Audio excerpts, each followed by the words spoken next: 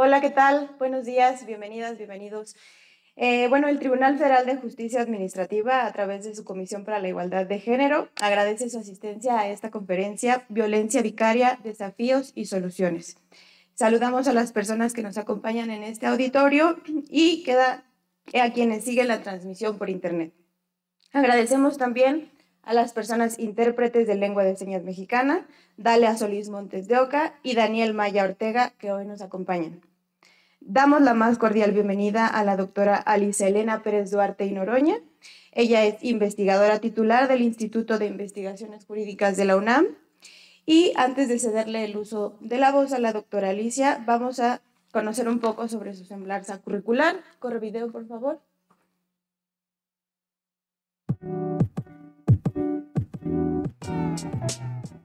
Doctora Alicia Elena Pérez Duarte y Noroña.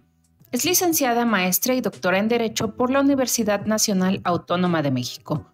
Asesora en políticas públicas para la igualdad entre mujeres y hombres y el acceso a una vida libre de violencia para las mujeres, tanto en organismos nacionales como internacionales y multinacionales.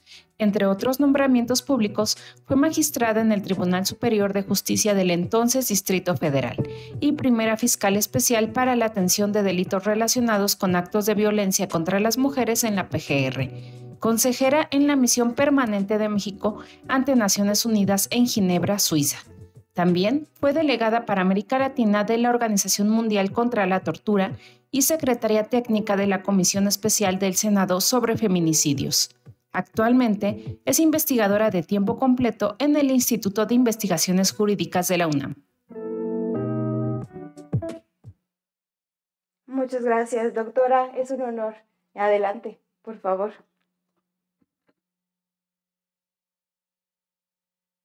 Pues muchas gracias primero al tribunal por invitarme, a ustedes por estar aquí.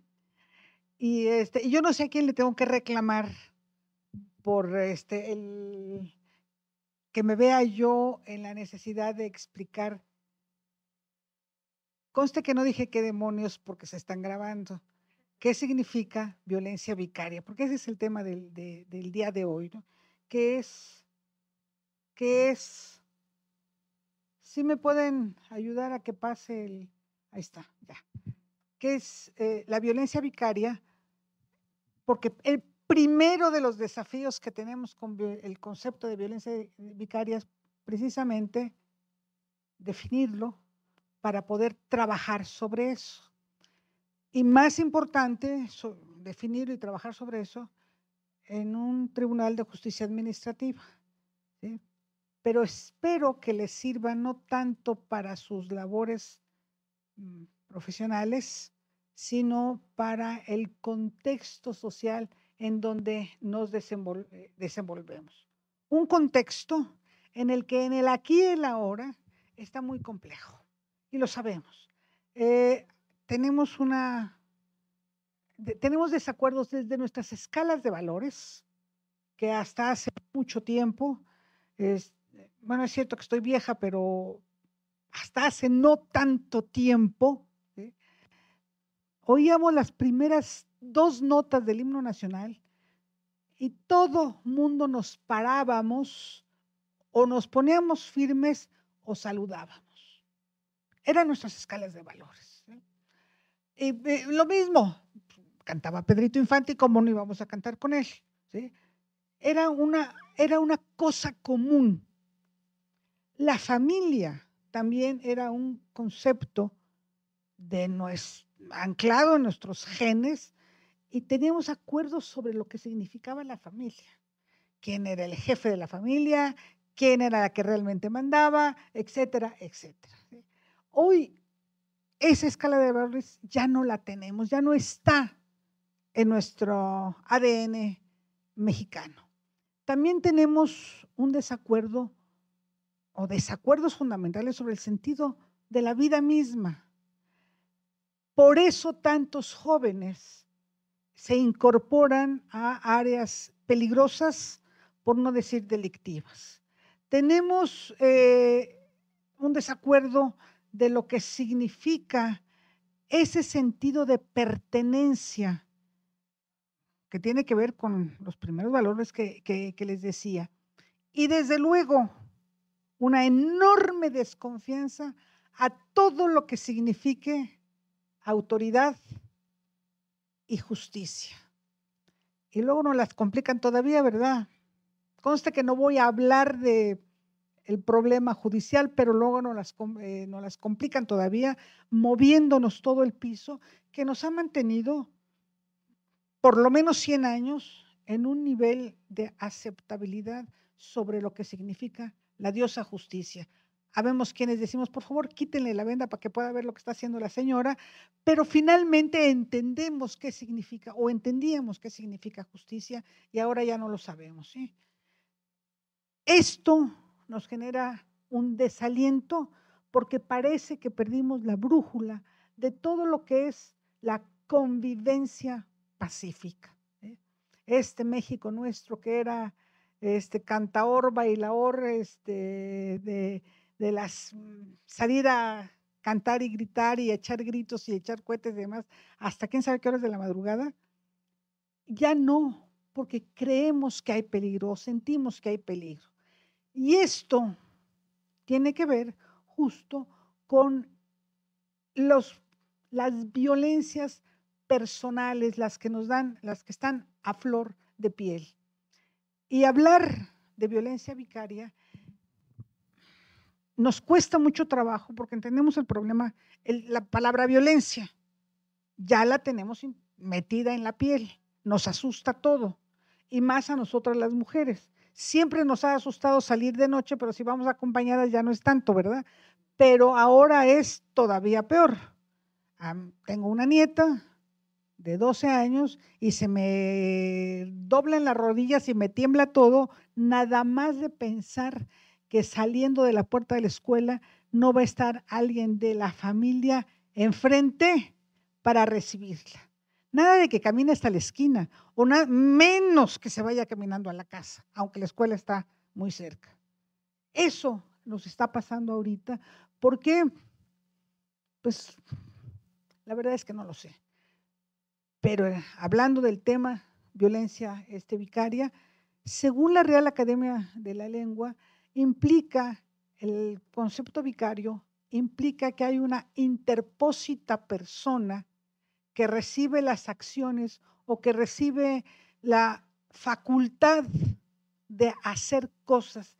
Y es básicamente un concepto religioso. Hola, ¿cómo estamos? Un concepto religioso que quiere decir, ¿quién es el vicario? Es el vicario de Cristo, ¿sí? Que nos está hablando a nombre de Cristo. Entonces, cuando ustedes le ponen el concepto violencia vicaria, es una violencia que nos está hablando a nombre de Cristo. Por lo menos, o sea, esa es la parte que a mí me hace mucho ruido desde que empezó a surgir el concepto de violencia vicaria. ¿Cómo puedo explicar? Conste que no dije cómo diantres puedo explicar el que un concepto profundamente religioso que tiene que ver con alguien que tiene la facultad de hablar a nombre de Cristo, aterriza en nuestra legislación como alguien que recibe la violencia a nombre de la mujer, ¿sí? Normalmente hijos e hijas, pero ¿cómo le hicimos? Ese entender cómo le hicimos es el gran desafío que podemos dividir en tres. ¿De qué estamos hablando? Eso es lo primero. Cada vez que decimos violencia vicaria, ¿de qué hablamos? Segundo, ¿quiénes son las víctimas? Y tercero, ¿qué daños sufren las víctimas? Esos son los tres grandes desafíos. Insisto, espero que abramos un poco más el abanico de justicia administrativa para que sea útil esta reflexión, y yo creo que sí, porque hasta donde alcanzo a entender, todo mundo tiene familia, ¿sí? Y todo mundo tenemos a alguien cerca que puede estar sufriendo esa violencia, ese tipo de violencia, y no nos damos cuenta, ¿sí? Entonces, La etimología, efectivamente, vicarius y vixis significa cambio, significa a cambio de alternancia o sustitución. Es decir, hay alguien que recibe la violencia y que sustituye a la mujer que es la víctima directa de esa violencia, ¿sí? Se utiliza el concepto para describir a quien recibe, pero yo les sugiero que lo mantengamos. Quien recibe la violencia no es precisamente la mujer a la que va dirigida. No, sí, también. Si dañan a mi hijo o mi hija, si dañan a mi nieta, me están dañando a mí. Y más todavía cuando sé que lo están haciendo para darme en la torre, ¿sí? En la torre a mí misma, ¿sí? Entonces, esa noción es una suplencia, es una noción de suplencia. Lastimo a lo que más quieres para que tú te quedes quieta, callada y en orden, ¿sí? Eso es lo que significa violencia vicaria. Yo en lo personal me hubiera conformado con que nos quedáramos con violencia psicológica, porque eso es lo que está sucediendo. Pero decidieron seguir abriendo el abanico de las definiciones y de las posibilidades y de las formas de violentar a una mujer determinada, y por eso surge el concepto de violencia vicaria. Originalmente está referido a la organización familiar. En lo personal, considero que ese es el espacio en donde se da la violencia familiar. Hay quienes me dicen que no es cierto, porque cualquiera puede ocupar el lugar preponderante en el afecto de una mujer, y dañando a esa persona pueden dañarla a la mujer a la que va dirigida de manera directa esa violencia. No sé, yo en lo personal me cuesta mucho trabajo pensarlo de esa manera, es un gran desafío. Darles ejemplos de justicia administrativa, fiscal y administrativa en este concepto, híjoles, me cuesta mucho trabajo. Pero ustedes que están más en el día a día de esta justicia, a lo mejor se podrían encontrar un tema. Ejemplo, ahorita se me está viniendo a la cabeza, hay una pastelería que tiene quién sabe cuántos siglos de estar funcionando, se llama Aranzazú, y esta pastelería es un negocio familiar en donde hoy en día son los hermanos y hermanas, 11 hermanos y hermanas, que la están gestionando porque ya la fundadora ya falleció. Y me puedo imaginar que uno de los hermanos empieza a fastidiar a la hermana mayor. Pero para poder quedarse con la pastelería, ese es su objetivo final, pero tiene que fastidiar a la hermana mayor. ¿Qué mejor manera de fastidiarla que pegarle a sus hijos? ¿Es una cuestión administrativa o es una cuestión familiar?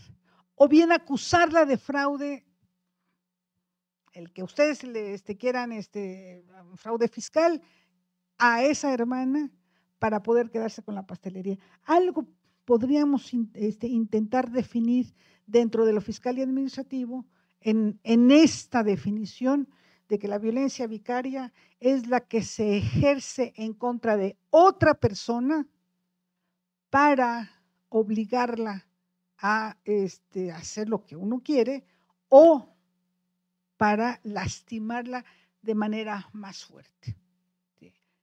Cuando estamos diciendo violencia contra las mujeres, estamos diciendo esa violencia que el patriarcado permite en contra de nosotras, ¿sí?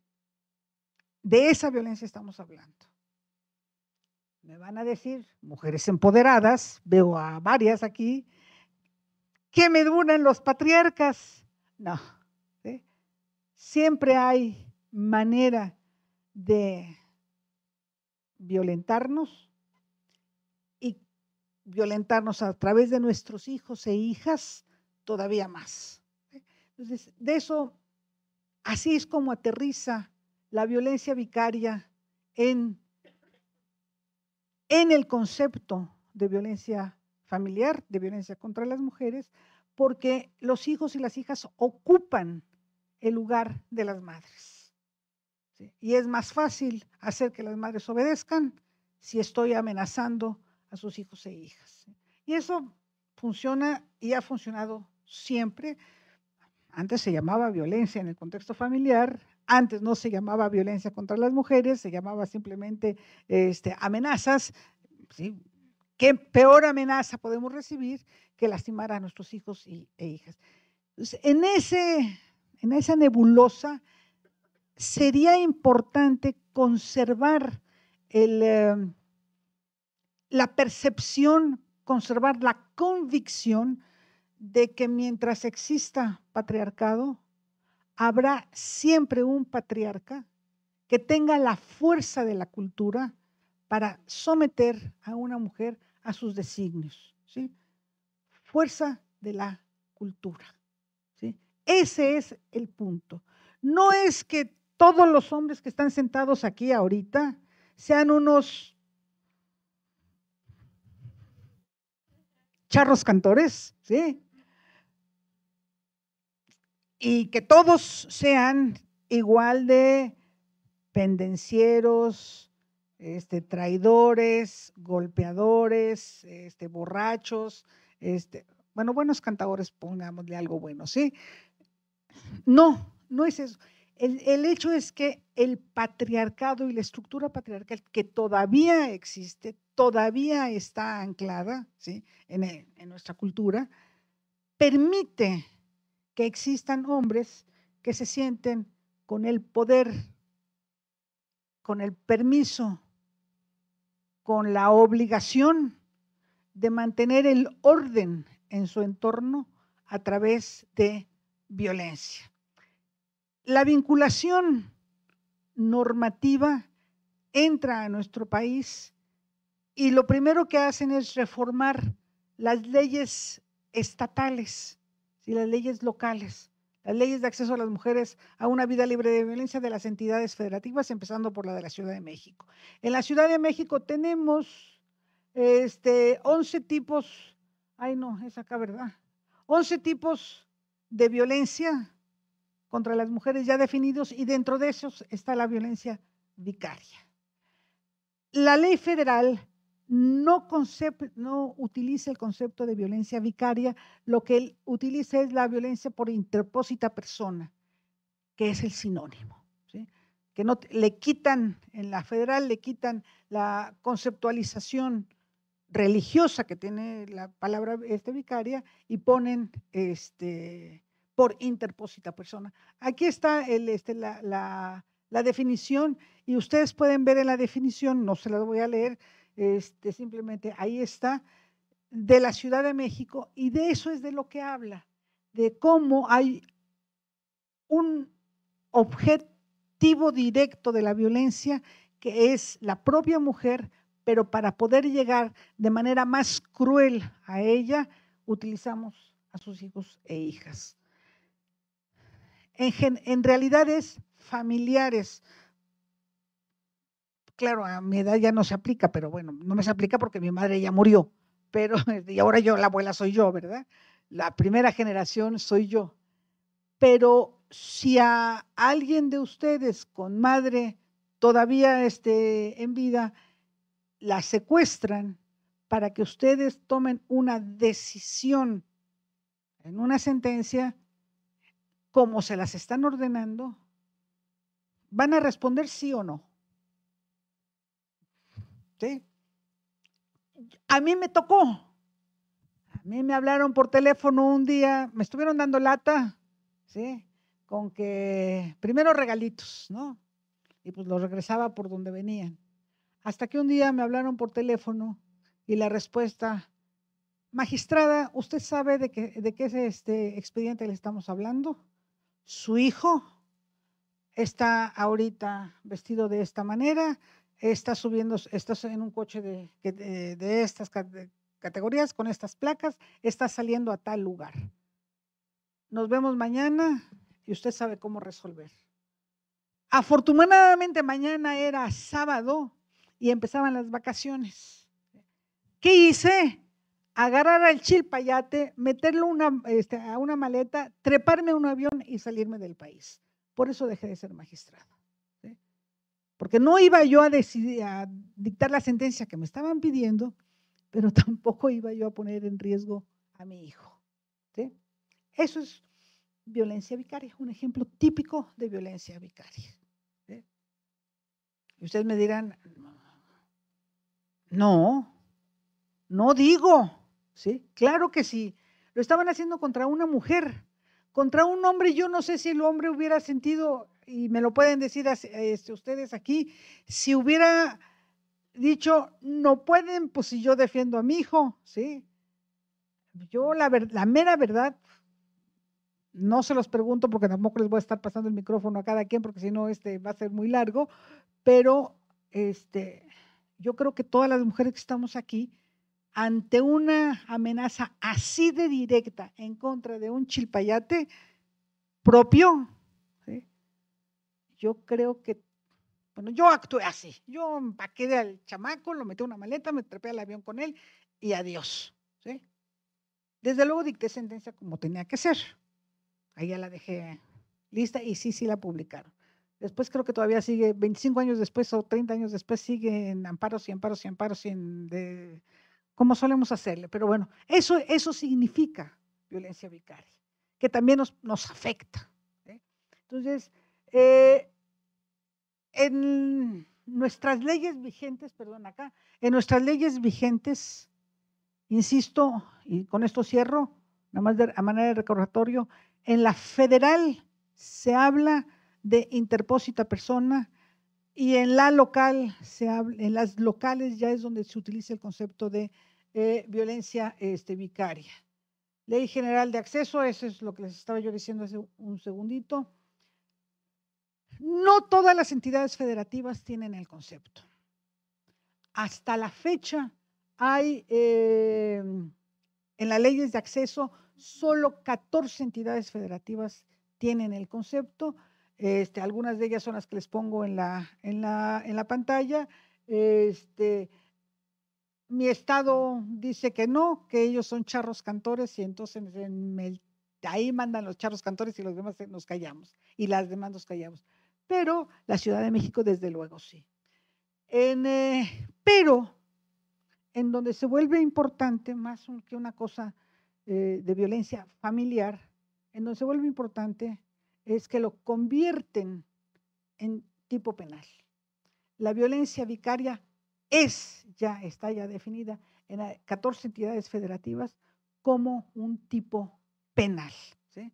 Con todas las dificultades que tenemos en la definición del delito para la integración de los elementos del tipo penal. A nivel internacional nos pasa lo mismo. A nivel internacional, la Convención para la Eliminación de todas las formas de discriminación contra la mujer no tiene el concepto de violencia contra las mujeres y por lo tanto no tiene el concepto de las diferentes formas de violentarnos.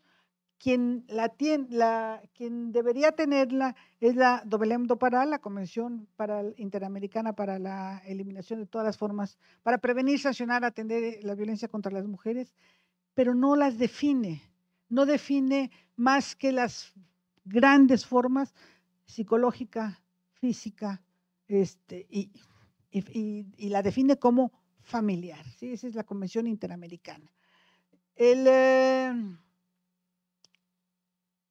Incluye o no incluye, perdón, yo digo, me estoy peleando con ahí está acá, no incluye el concepto de violencia vicaria, ¿sí? La CEDAW no la tiene, la otra no la incluye. En estos laberintos patriarcales con los que hemos estado, bueno, jugando, porque si pongo a Pedro Infante, ¿verdad? Pues, podemos decir que estamos jugando, de lo que estamos hablando es una suma de discriminaciones. ¿Sí? ¿Por qué decimos suma? Porque efectivamente al ir desglosando o desgranando, más bien, es mejor el concepto de desgranar, el concepto de violencia psicológica en todas las formas que puede haber violencia psicológica, inclusive lo que hoy conocemos como violencia vicaria, lo que estamos reconociendo es que hay estructuras patriarcales que ahí están. Está la socialización de la familia en los medios, cómo es la familia mexicana, y se subraya el es la familia mexicana, cómo las relaciones sociales, las estructuras sociales, la propia cultura nos han metido en la cabeza que nos tenemos que comportar de determinada manera y solo de esa manera. De hecho, y ahí va, me parece que es pertinente subrayarlo. Dentro de estas socializaciones de la familia, de cómo debe ser el pater familia, la madre de la familia, los hijos y las hijas, empieza a haber, ahí adentro está ya un concepto estereotipado de qué hacemos cada quien, de qué hacen los hombres y qué hacemos las mujeres. Y eso es lo que ha permitido, ¿sí?, que se abran puertas que no sabemos qué hacer. La verdad es que no sabemos qué hacer, y ahorita lo único que hemos podido, ¿quién está a favor y quién está en contra? ¿Quién está a favor de que el sentimiento de ser una mujer sea lo que prevalece? ¿Y quiénes no estamos a favor de que el ser mujer sea un sentimiento? ¿Sí? Hasta eso hemos llegado. A mí me parece que podríamos decir o ubicar el concepto de, Madre Santa, ¿cómo lo digo para no ofender? No hay manera de decirlo de otra forma, ¿sí? ¿Cómo le hago para decir, perdón, tú te sientes mujer, pero no eres mujer? Y por lo tanto la violencia que ejercen en contra tuya no tiene las mismas connotaciones que las que ejercen en contra mía. Porque las que ejercen en contra tuya desaparecen justo en el momento en que te pongas traje, corbata y saques tu título de licenciado en Derecho, ¿sí? Bueno, licenciado en Derecho, policía o lo que sea, ¿sí? Pero con que te empieces a, ¿cómo se dice? Barrer espuelas, ¿sí?, es más que suficiente. Nosotras no. Nosotras, si nos ponemos muy femeninas, porque estamos invitando. Si no nos ponemos femeninas, ¿sí?, porque estamos desobedeciendo. No tenemos para dónde hacerlo. Pero de estos conceptos de socialización, de estas relaciones y estructuras que se nos imponen a hombres y a mujeres, de esto que se vive en lo público y en lo privado, de lo que podemos verdaderamente ver, como aquí estoy viendo a los señores, ¿sí?, ahí los estoy viendo, y más a los que traen corbata, no me van a salir con que yo me siento mujer y por lo tanto soy una mujer, ¿verdad que no? No, bueno. Entonces, y lo mismo puedo decir de las mujeres, las estoy mirando, ¿sí?, y ustedes no me van a salir con que se sienten hombres, ¿verdad? Y menos algunas que están todas rechulas de bonitas, que en todo la estructura, y lo mismo los señores guapos, charros cantores. En eso, ¿sí?, todavía estamos de acuerdo, aunque ahora ya por otro lado empieza a haber toda una serie de, pues sí, títulos, lo voy a decir así, títulos nobiliarios para descomponer lo que son los genes XY y XX, y por lo tanto reconocer que efectivamente quienes tienen genes cromosomas, no genes, cromosomas XY son los que mandan, porque son los fuertes sobre las XX, que somos las débiles, ¿sí? Entonces, esos simbolismos, en esos simbolismos la violencia vicaria se hace más compleja entenderla porque se trata de una violencia psicológica, desde luego, ejercida por los fuertes, ¿sí?, o por mandato de los fuertes en contra de una mujer a través de las únicas personas que realmente pueden ser objeto de esa violencia, porque son las únicas que nos doblan, que son nuestros hijos, bueno, nuestros familiares, para no excluir al señor maridito, que a lo mejor también, bueno, o al querido, no suena, ¿verdad? Pero bueno, entonces, en todo caso, y ahí sí nos toca a todas las personas que de alguna manera tienen una autoridad, al Estado le toca, y ya lo dijo la Corte en el amparo en revisión 694219, ahí está, ¿sí? El derecho humano de la mujer a una vida libre de violencia y discriminación trae de la manita, bueno, dice aparejado, la Corte dijo aparejado, el deber del Estado de verla como tal, ver que efectivamente es un problema de Estado y por lo tanto tomar las decisiones en función de ese que es una realidad. ¿Qué es una realidad? Los estereotipos de género. Y en los estereotipos de género, la violencia contra las mujeres está permitida, porque hay una discriminación. La Corte dice discriminación de género, y yo les digo, Corte, bájenle, quitémosle peso. Es una discriminación sexual, es una discriminación porque las mujeres tenemos el sexo mujeres, y lo que hace la discriminación son justamente los estereotipos. Nos obligan a comportarnos de determinada manera, y eso es lo que es discriminatorio, los propios estereotipos, ¿sí? ¿Por qué creen que no me pinto? ¿Por qué creen que no ando en tacones? ¿Por qué creen que ando más cómoda en huipil? ¿Sí? Justo por no aceptar los estereotipos de la mujer, ¿sí? Soy mujer porque nací mujer, pues, ¿sí? Se los prometo, se los juro, no me puedo encuerar porque me va a dar frío, pero sí, pero, y es así como reconocemos en el nacimiento, ¿sí? ¿Cómo reconocemos es niño o niña? Pues te facilito, ¿sí? Y fíjense, si tiene pene y testículos, es niño. Si no los tiene, es niña, ¿sí? No es al revés. No dicen tiene vulva, porque además no pueden ver los ovarios y no pueden ver la matriz. No tiene pene, no tiene testículos, es niña.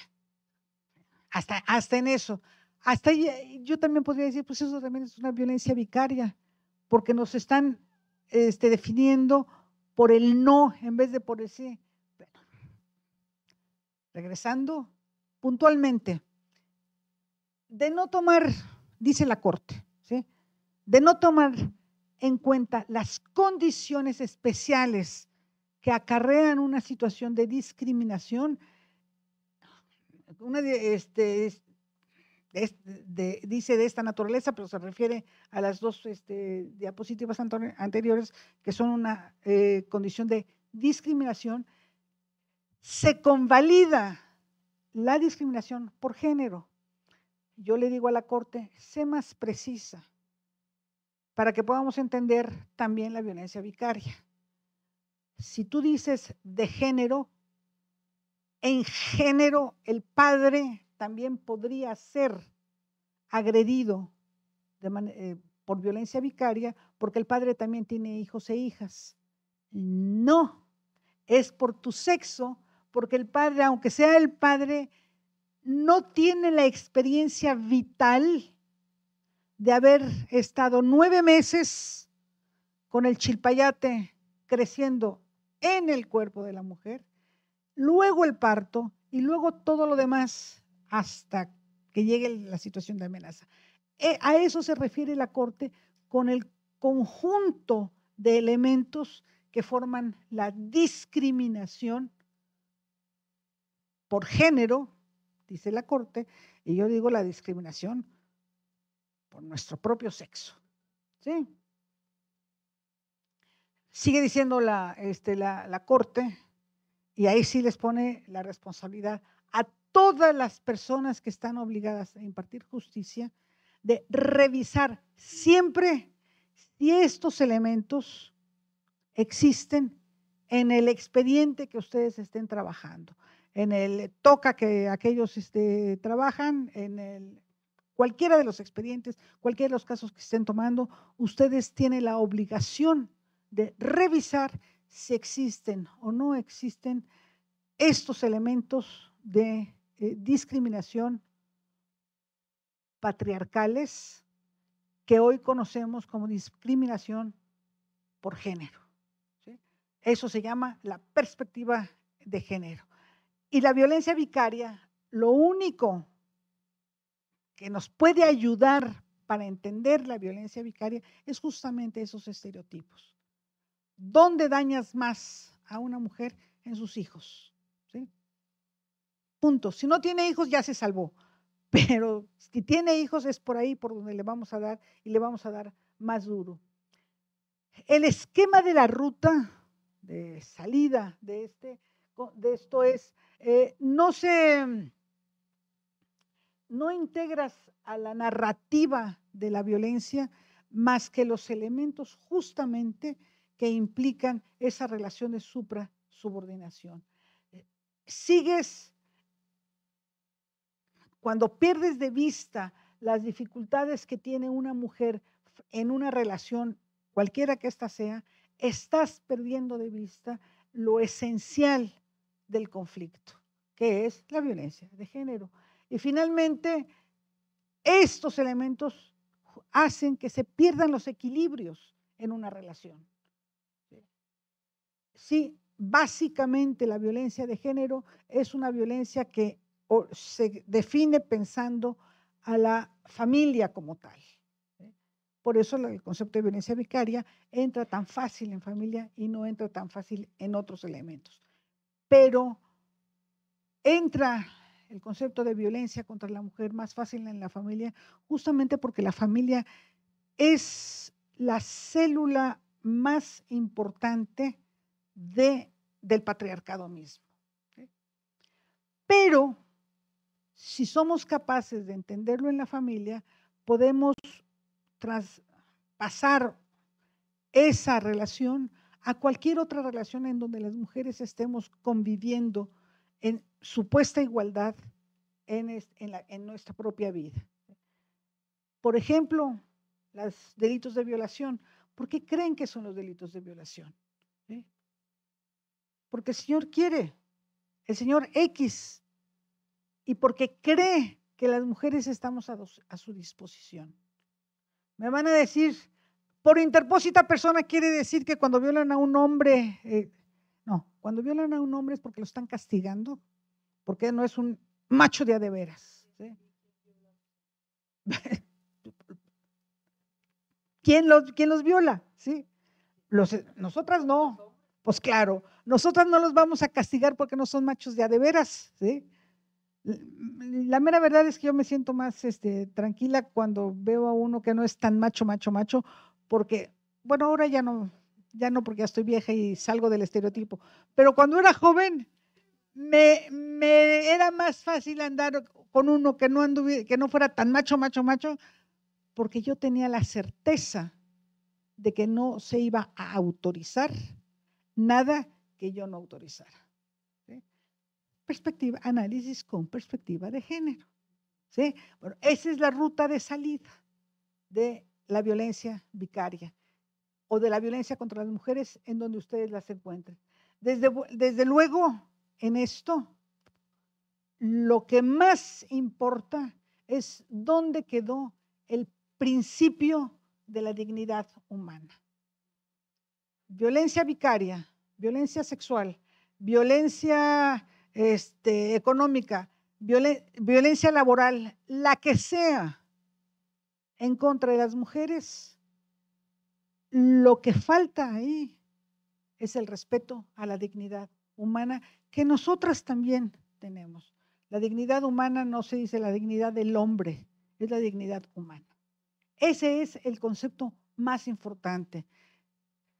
Reconocemos cuando hay violencia vicaria en contra de una mujer determinada, precisamente porque le estamos dando en donde más le duele y porque lo que menos le importa al agresor es su propia dignidad, ¿sí? La propia dignidad de la mujer. En términos generales, y con esto termino, creo que sí, termino con esto, ¿sí? Es que tenemos que, el desafío más grande que tenemos es reconocer las huellas del patriarcado. ¿Sí? Te mandé. Sí, esas son las que traemos todo mundo, pero cuando estamos, sí, caminando, lo que estamos viendo son las huellas del patriarcado. Sí es cierto que nos dejan cicatrices, desde luego, a nosotras nos dejan un montón de cicatrices, pero señores, a ustedes también, ¿sí? La obligación de ser macho despiadado es una gran cicatriz, pero nosotras las mujeres no podemos hacer nada si ustedes no aceptan que el macho será muy macho, pero los toros, los perros, los caballos, los leones, también son machos, ¿sí? Y esos protegen a sus hijos y a sus hembras de mejor manera que los machos humanos. ¿Sí? ¿Qué tal si nos bajamos bueno, nos bajamos, se bajan, yo no soy macho, yo soy hembra, ¿sí? Se bajan del pedestal justamente para reconocer las formas en que deshumanizamos las relaciones entre hombres y mujeres. Y ahí, cuando estamos en un espacio de justicia, este reconocimiento de la deshumanización de hombres y mujeres a través de la violencia, creo que es tarea de la justicia, ¿sí? Es decir, tarea de ustedes, porque hasta donde yo sé es un tribunal de justicia, ¿verdad? Más allá de la materia. Muchas gracias. ¿Sí?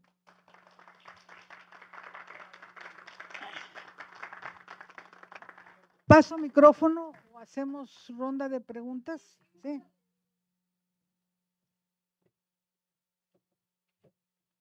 Ay, Dios. Muchas gracias, doctora. Tenemos aquí algunas preguntas que nos hicieron llegar nuestras compañeras y nuestros compañeros del auditorio y también de la transmisión en vivo.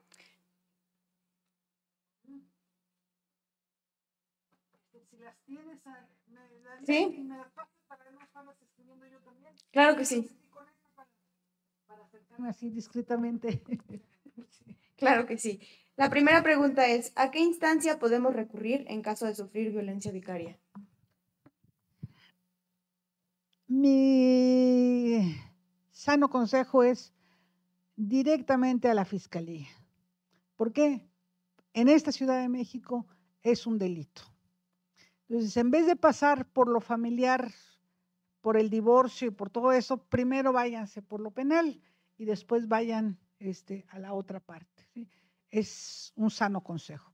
En las entidades federativas en donde no hay violencia vicaria tipificada como delito, trabájenla como violencia psicológica y con las lesiones que esa violencia psicológica deja, también le pueden trabajar vía penal. La violencia vicaria, independientemente de lo que nos cuesta definirla, es una de las más crueles que hay, que no se puede dejar pasar. ¿Sí? Gracias. La siguiente pregunta es, ¿cuáles son las medidas psicológicas y o legales que se recomendarían para tomar para proteger a las víctimas de violencia vicaria y salvaguardar su bienestar, incluyendo menores? Pero esta ya está muy larga ya. Sí.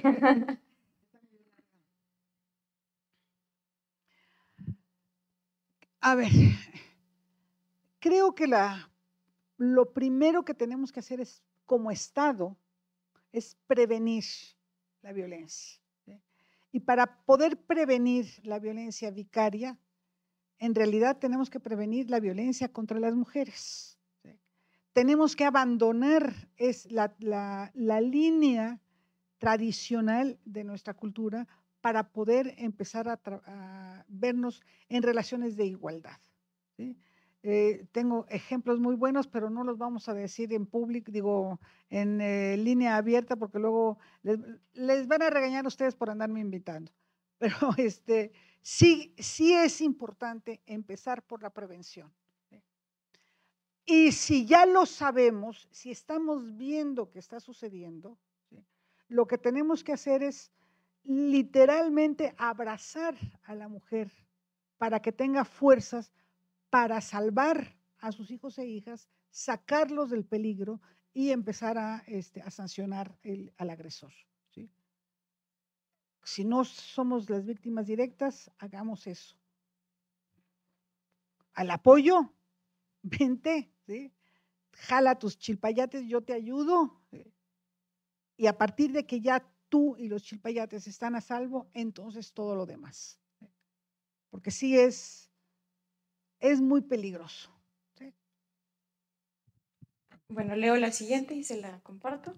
¿Qué modelo se puede emplear o bien qué acciones se pueden implementar para erradicar la violencia vicaria? ¿Qué modelo? La verdad es que no hay un modelo. ¿Sí? Tenemos protocolos, sí, cualquiera de los protocolos que tenemos en el país, tanto a nivel federal como a nivel de las entidades federativas, funcionan. Y todos los protocolos empiezan por decir, créele a la mujer. Tú empieza creyendo, porque lo más probable es que esté diciendo la verdad. Y si está diciendo mentiras, al ratito nos vamos a dar cuenta que es pura mentira y no pasa nada. Pero si no le hacemos caso porque creemos que está diciendo mentira y nos equivocamos, lo que puede suceder, el riesgo que puede suceder es que efectivamente en el caso de violencia vicaria es que mate a sus hijos e hijas. ¿Sí? Entonces, mejor empecemos por creer lo que está diciendo y actuemos como autoridad en caso de que podamos, sería la policía, las fiscalías y después tribunales de lo penal o de lo familiar, pero ustedes también son autoridad. No pueden encadenar o no pueden meter en prisión a un susodicho varón que esté ejerciendo violencia vicaria, pero sí pueden en el tribunal, si lo saben, ¿sí? Tomar medidas para llamar a las autoridades competentes y que lo detengan aquí. ¿Sí? Eso sí se puede. Entonces, actuemos siempre creyendo en la mujer, porque es más probable, y eso no se nos olvide, lo repito otra vez, si una mujer me está diciendo que está sufriendo cualquier tipo de violencia, le voy a creer, en primera instancia le voy a creer, porque es más probable que sea cierto. ¿Sí? Entonces, voy avanzando. ¿Sí? Una pregunta más de la transmisión y es, ¿cómo puedo saber si soy víctima de violencia vicaria? ¿Cómo puedes saber? Si lo estás dudando, quiere decir que no hay violencia vicaria. Porque es tan evidente que no hay manera de no saberlo. El ejemplo que les puse, ni siquiera era mi familia, pues era el canchanchan de quien realmente me estaba amenazando, ¿sí? Pero en el momento en que, magistrada, su hijo está tras, en ese momento, de inmediato yo sabía que quien estaba en peligro grave era mi hijo. ¿Sí? Y obviamente me estaban tratando de obligar a hacer algo indebido. ¿Sí? ¿Qué tenía que hacer yo? Poner a salvo a mi hijo. A lo mejor, si no hubiera tenido yo la posibilidad de salir corriendo del país, el paso por la Procuraduría hubiera sido, por la entonces Procuraduría, hubiera sido latoso. No tanto porque finalmente yo era magistrada, pero de todas maneras se sabe. No hay manera de no saberlo. Cuando nuestros hijos están en riesgo, nuestras hijas están en riesgo, lo sabemos. Mujeres que me están escuchando en línea, mujeres que están aquí, pasemos la voz. Nunca desconfiemos de nuestra propia intuición. Nunca. Señores, cuando una mujer les diga que están sufriendo violencia vicaria o que no les pongan el nombre, sino simplemente que tienen miedo de A, B o Z persona, créanle. ¿Sí? Eso es lo mejor que podemos hacer como sociedad. Creerle a la mujer que está mandando señales de alerta. ¿Okay? Y una más. ¿Qué medidas sugiere para concientizar a los varones sobre sus actitudes violentas? Hablar y hablar y hablar y hablar y seguir hablando y seguir explicándoles que no es necesario que marquen el piso con las espuelas. Al revés, mejor cántenos suavecito al oído. Dijo, hablar y hablar y hablar y seguir hablando. Y sobre todo, llegar al momento que les dije en la última diapositiva, la dignidad, nuestra propia dignidad está en juego. Si cerca de un macho maciosare mexicano nos sentimos mal, por dignidad, ¿sí? Vámonos para otro lado. ¿Sí? Vámonos para otro lado. Que las está lastimando, ya las está lastimando. Ven, ¿sí? Con ganas, se dobla. No tengamos miedo de reaccionar. No tengamos miedo de jalar y dar un rodillazo. ¿Verdad que duele? Nada más de pensarlo, no sabe, nada más de pensarlo, pues claro, ¿por qué creen que para jugar fútbol y para que no les duela se ponen unas conchas para proteger la honra? ¿Sí? Entonces, sintámonos con el derecho de defender nuestra dignidad. No necesitamos a un macho junto para que defienda nuestra dignidad. ¿Sí? Y a ustedes, señores, cuando vean a uno de sus congéneres haciendo tonterías, reaccionen con dignidad, con la dignidad humana que nos es común a hombres y a mujeres. ¿Sí? ¿Sí queda claro? Muchas gracias. Son todas nuestras preguntas. Bueno. Muchas gracias. Pues entonces muchas gracias por la invitación. ¿Sí? Gracias, doctora. Ahora solicitamos a la magistrada Magda Zulema Mosri Gutiérrez, presidenta de la segunda sección de la Sala Superior de este tribunal y presidenta de la Comisión para la Igualdad de Género, a la entrega del reconocimiento a la doctora.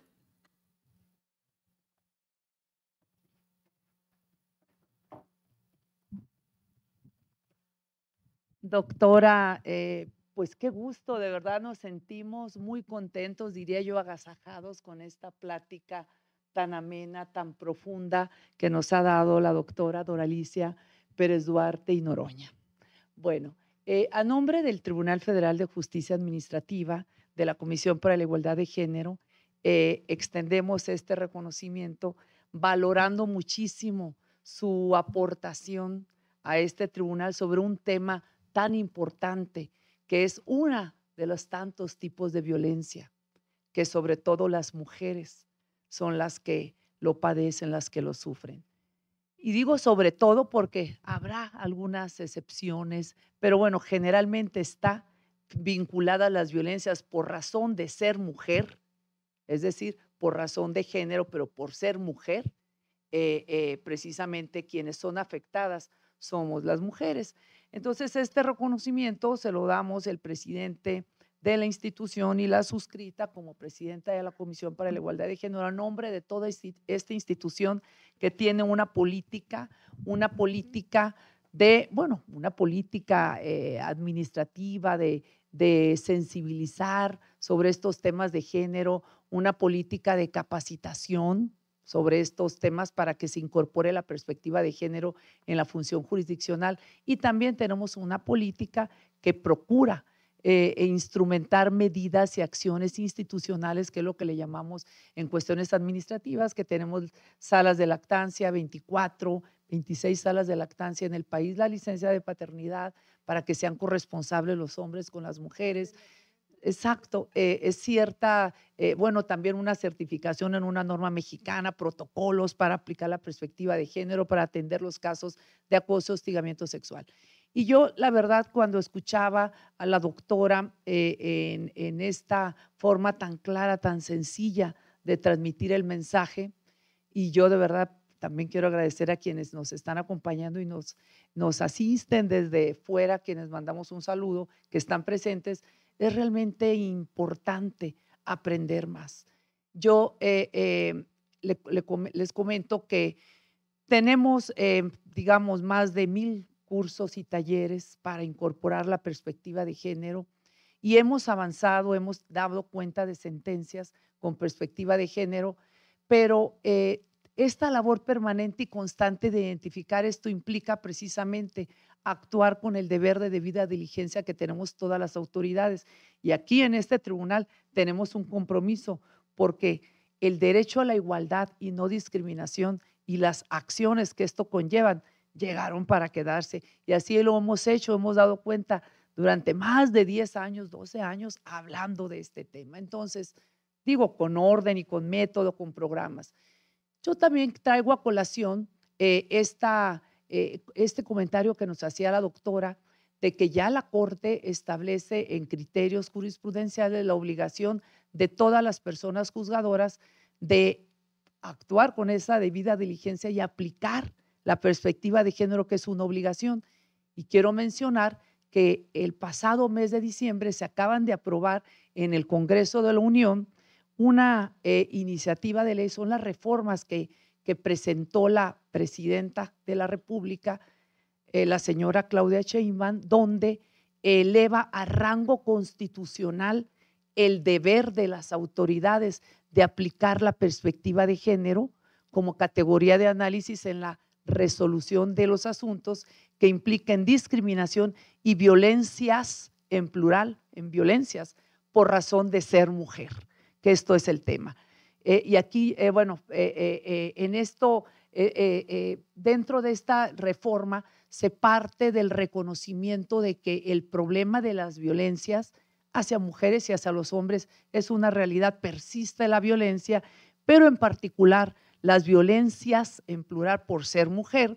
Establece esta reforma constitucional la obligación, un deber reforzado de las autoridades, por un lado de atender, de atacar esto, de que haya en todos los estados fiscalías especializadas, de que nosotros las personas juzgadoras apliquemos la perspectiva. Y aquí yo sí diría, si más de 10, 12 años estamos aplicando protocolos, hay 2 protocolos para incorporar la perspectiva de género que son referentes, es una guía, una referencia, porque la obligación de incorporar la perspectiva de género ya estaba desde otra jurisprudencia.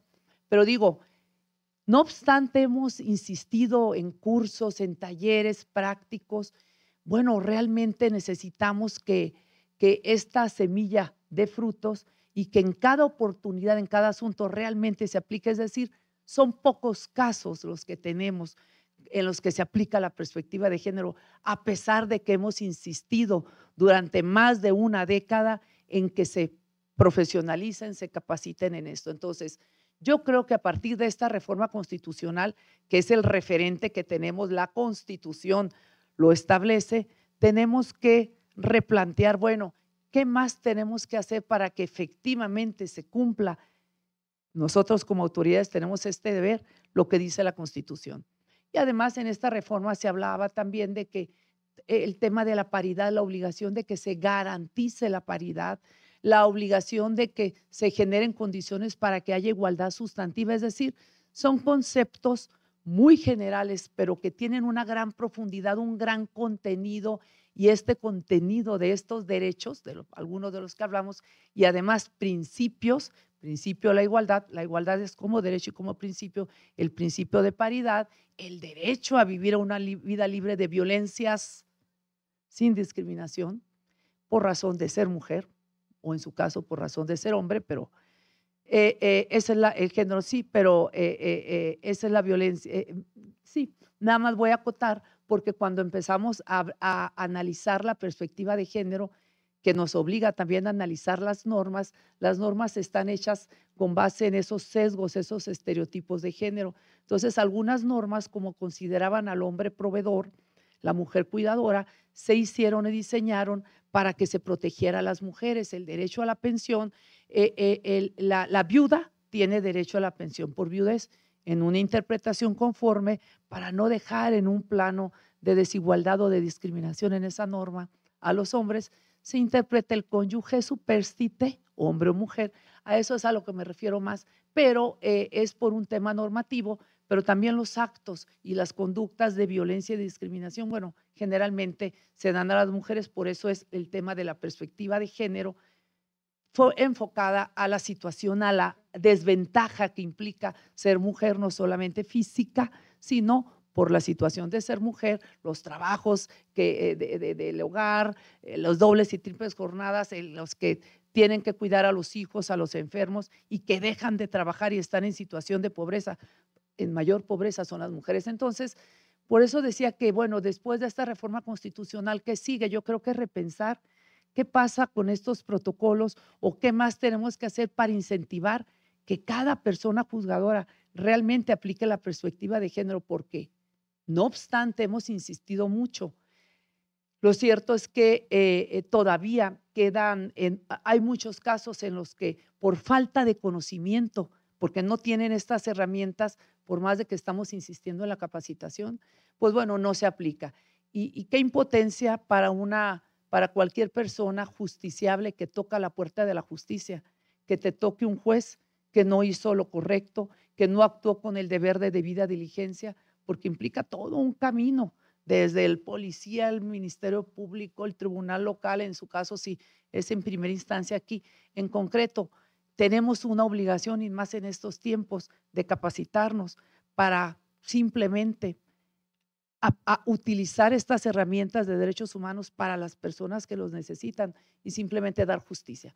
Pero bueno, después de esto, les platicaba que escuchaba a la doctora tan puntual en esto y solo quise compartirles, pues que ya es una obligación que está en la Constitución, además de otra serie de cuestiones que implicarán que se desarrolle para que se haga realidad mediante programas, políticas, leyes secundarias, acciones del gobierno, de modo que pues por lo pronto ya está en la Constitución y nosotros desde ese momento, y bueno, estamos obligados a aplicar la jurisprudencia, desde antes ya lo estábamos, pues tenemos que tener la conciencia de que el tiempo amerita pues que estemos a la altura.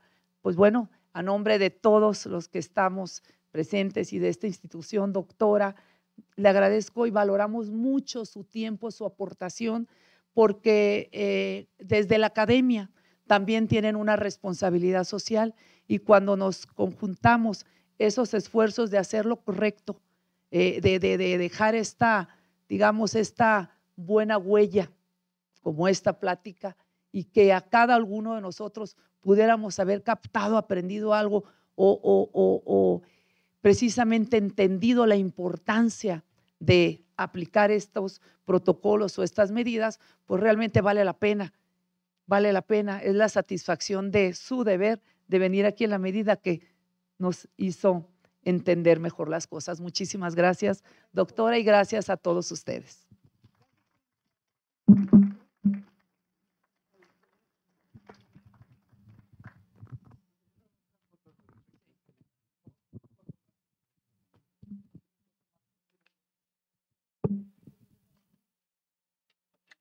Bueno, el Tribunal Federal de Justicia Administrativa y la Comisión para la Igualdad de Género agradece su asistencia y les invita a seguir participando en nuestras actividades de capacitación y difusión. Muchas gracias.